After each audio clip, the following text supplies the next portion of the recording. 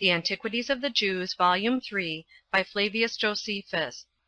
Book 14, chapters 7 and 8. Chapter 7. How Crassus came into Judea and pillaged the temple, and then marched against the Parthians and perished with his army; and how Cassius obtained Syria, and put a stop to the Parthians, and then went up to Judea. Now Crassus, as he was going upon his expedition against the Parthians, came into Judea, and carried off the money that was in the temple, which Pompey had left, being 2,000 talents, and was disposed to spoil it of all the gold belonging to it, which was 8,000 talents. He also took a beam, which was made of solid beaten gold, of the weight of 300 minae, each of which weighed 2 pounds and a half. It was the priest who was guardian of the sacred treasures, and whose name was Eleazar, that gave him this, not out of a wicked design, for he was a good and a righteous man, but being entrusted with the custody of the veils belonging to the temple, which were of admirable beauty, and of very costly workmanship, and hung down from this beam, when he saw that Crassus was busy in gathering money, and was in fear for the entire ornaments of the temple, he gave him this beam of gold as a ransom for the whole; but this not till he had given his oath that he would remove nothing else out of the temple, but be satisfied with this only, which he should give him, being worth many 10,000 shekels. Now this beam was contained in a wooden beam that was hollow, but was known to no others. But Eleazar alone knew it. Yet did Crassus take away this beam, upon the condition of touching nothing else that belonged to the temple, and then brake his oath, and carried away all the gold that was in the temple.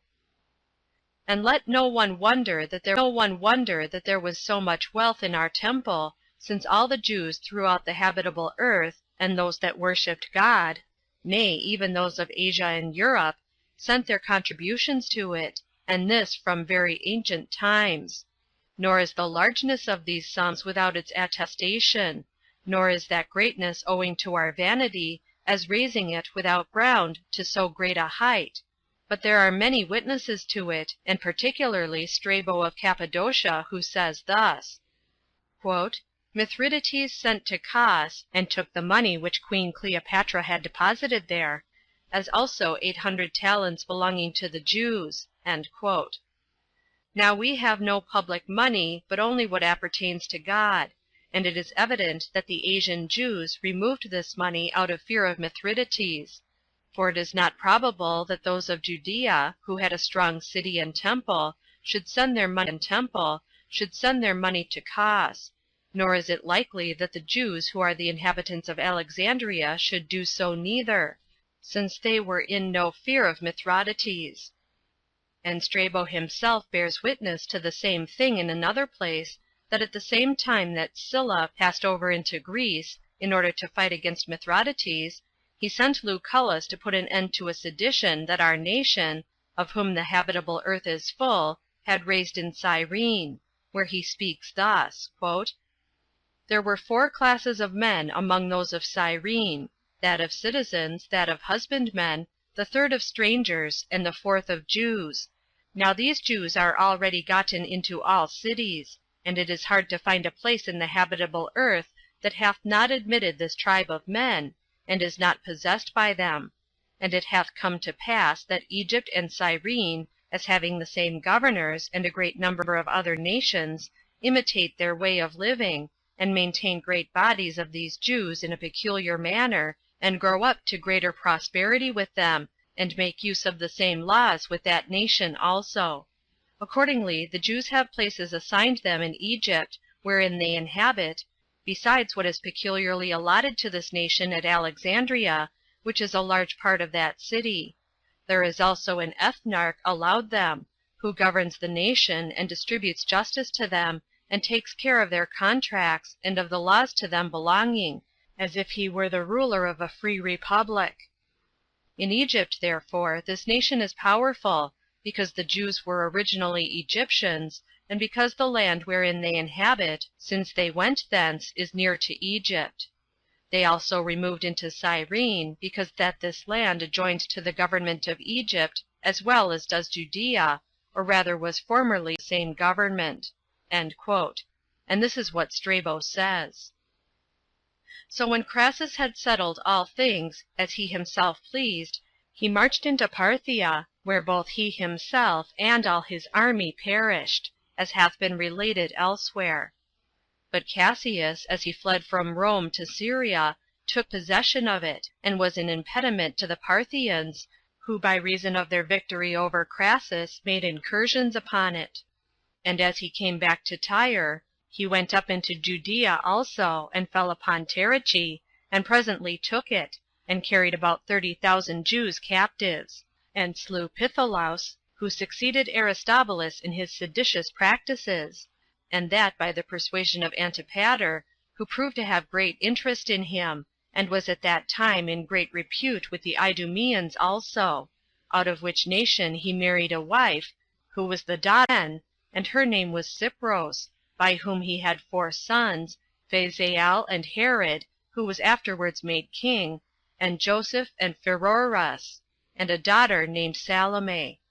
This Antipater cultivated also a friendship and mutual kindness with other potentates, but especially with the king of Arabia, to whom he committed his children, while he fought against Aristobulus. So Cassius removed his camp, and marched to Euphrates, to meet those that were coming to attack him, as hath been related by others. But some time afterward Caesar, when he had taken Rome, and after Pompey and the Senate were fled beyond the Ionian Sea, freed Aristobulus from his bonds, and resolved to send him into Syria, and delivered 2 legions to him, that he might set matters right, as being a potent man in that country.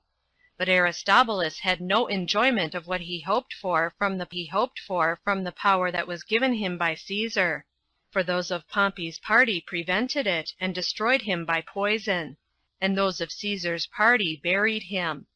His dead body also lay for a good while embalmed in honey, till Antony afterward sent it to Judea, and caused him to be buried in the royal sepulchre. But Scipio, upon Pompey's sending to him to slay Alexander, the son of Aristobulus, because the young man was accused of what offenses he had been guilty of at first against the Romans, cut off his head, and thus did he die at Antioch. But Ptolemy, the son of Menneus, who was the ruler of Chalcis, under Mount Libanus, took his brethren to him, and sent his son Philippian to Ascalon to Aristobulus's wife, and desired her to send back with him her son Antigonus, and her daughters, the one of which, whose name was Alexandra, Philippian fell in love with, and married her, though afterward his father Ptolemy slew him, and married Alexandra, and continued to take care of her brethren. Chapter 8. The Jews become confederates with Caesar when he fought against Egypt. The glorious actions of Antipater, and his friendship with Caesar. The honors which the Jews received from the Romans and Athenians. Now after Pompey was dead, and after that victory Caesar had gained over him, Antipater, who managed the Jewish affairs, became very useful to Caesar when he made war against Egypt, and that by the order of Hyrcanus. For when Mithridates of Pergamus was bringing his auxiliaries, and was not able to continue his march through Pelusium, but obliged to stay at Ascalon, Antipater came to him, conducting 3,000 of the Jews, armed men. He had also taken care the principal men of the Arabians should come to his assistance, and on his account it was that all the Syrians assisted him also, as not willing to appear behindhand in their alacrity for Caesar, that is, Jamblichus the ruler, and Ptolemy his son, and Ptolemy the son of Sohemus, who dwelt at Mount Libanus, and almost all the cities. So Mithridates marched out of Syria, and came to Pelusium, and when its inhabitants would not admit him, he besieged the city. Now Antipater signalized himself here, and was the first who plucked down a part of the wall, and so opened a way to the rest, whereby they might enter the city, and by this means Pelusium was taken. But it happened that the Egyptian Jews, who dwelt in the country called Onion, would not let Antipater and Mithridates, with their soldiers, pass to Caesar, but Antipater persuaded them to come over with their party, because he was them. and that chiefly by showing them the epistles of Hyrcanus the high priest, wherein he exhorted them to cultivate friendship with Caesar, and to supply his army with money and all sorts of provisions which they wanted. And accordingly, when they saw Antipater and the high priest of the same sentiments, they did as they were desired. And when the Jews about Memphis heard that these Jews were come over to Caesar, they also invited Mithridates to come to them. So he came, and received them also into his army. And when Mithridates had gone over all Delta, as the place is called, he came to a pitched battle with the enemy near the place called the Jewish camp. Now Mithridates had the right wing, and Antipater the left. And when it came to a fight, that wing where Mithridates was gave way, and was likely to suffer extremely, unless Antipater had come running to him with his own soldiers along the shore, when he had already beaten the enemy that opposed him. So he delivered Mithridates, and put those Egyptians who had been too hard for him to flight. He also took their camp, and continued in the pursuit of them. He also recalled Mithridates, who had been worsted, and was retired a great way off, of whose soldiers 800 fell, but of Antipater's 50. So Mithridates sent an account of this battle to Caesar, and openly declared that Antipater was the author of this victory, and of his own preservation, insomuch that Caesar commended Antipater then, and made use of him all the rest of that war in the most hazardous undertakings. He happened also to be wounded in one of those engagements.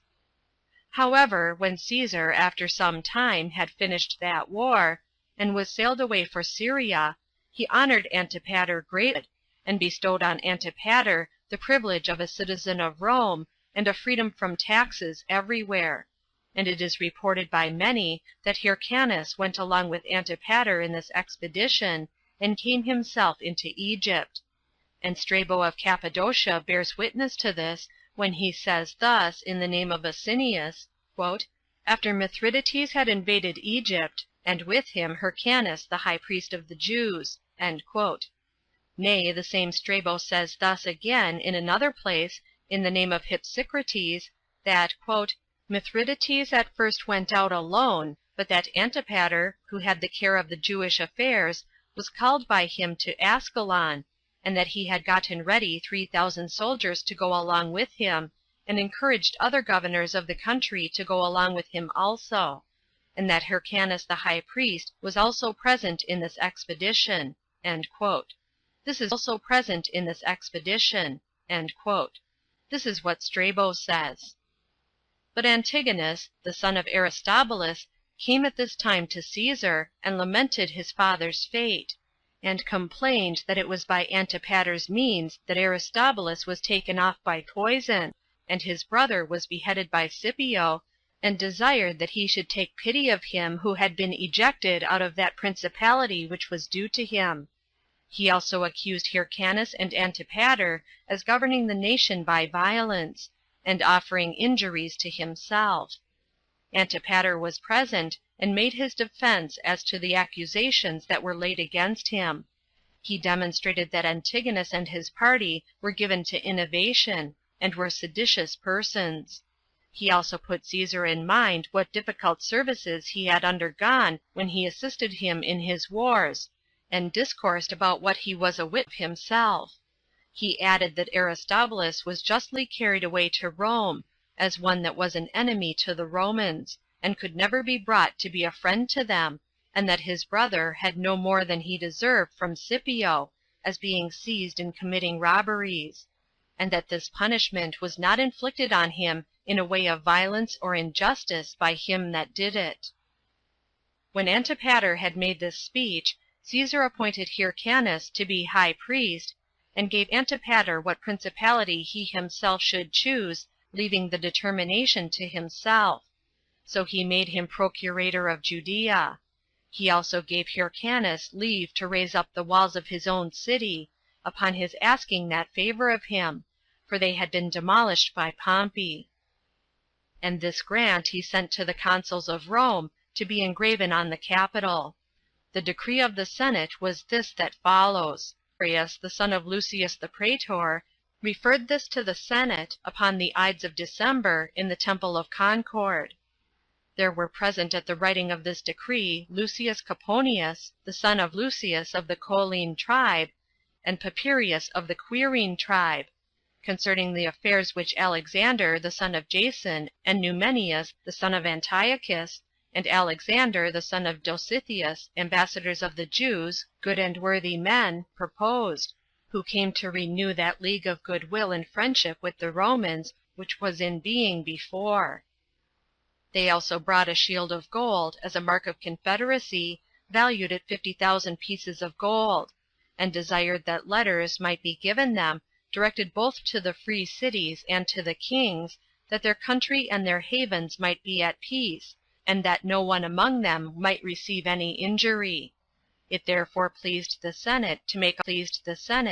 a league of friendship and goodwill with them, and to bestow on them whatsoever they stood in need of, and to accept of the shield which was brought by them. This was done in the 9th year of Hyrcanus the high priest and ethnarch, in the month Panemus." Hyrcanus also received honors from the people of Athens, as having been useful to them on many occasions. And when they wrote to him, they sent him this decree, as it here follows: "Under the Prytania and priesthood of Dionysius, the son of Aesculapius, on the 5th day of the latter part of the month Panemus, this decree of the Athenians was given to their commanders, when Agathocles was archon, and Eucles, the son of Menander of Alamusia, was the scribe. In the month Munichion, on the 11th day of the Prytania, a council of the presidents was held in the theater. Dorotheus the high priest, and the fellow presidents with him, put it to the vote of the people. Dionysius, the son of Dionysius, gave the sentence. Since Hyrcanus, the son of Alexander, the high priest and ethnarch of the Jews, continues to bear good will to our people in general, and to every one of our citizens in particular, and treats them with all sorts of kindness, and when any of the Athenians come to him, either as ambassadors or on any occasion of their own, he receives them in an obliging manner, and sees that they are conducted back in safety, of which we have had several former testimonies, it is now also decreed, at the report of Theodosius, the son of Theodorus, and upon his putting the people in mind of the virtue of this man, and that his purpose is to do us all the good that is in his power, to honor him with a crown of gold, the usual reward according to the law, and to erect his statue in brass and of the Graces; and that this present of a crown shall be proclaimed publicly in the theater, in the Dionysian shows, while the new tragedies are acting, and in the Panathenean and Eleusinian and gymnical shows also; and that the commanders shall take care, while he continues in his friendship, and perseveres his good will to us, to return all possible honor and favor to the man for his affection and generosity, that by this treatment it may appear how our people receive the good kindly, and repay them a suitable reward; and he may be induced to proceed in his affection towards us by the honors we have already paid him; that ambassadors be also chosen out of all the Athenians, who shall carry this decree to him, and desire him to accept of the honors we do him, and to endeavor always to be doing some good to our city." And this shall suffice us to have spoke as to the honors that were paid by the Romans and the people of Athens to Hyrcanus. End of Book 14, chapters 7 and 8.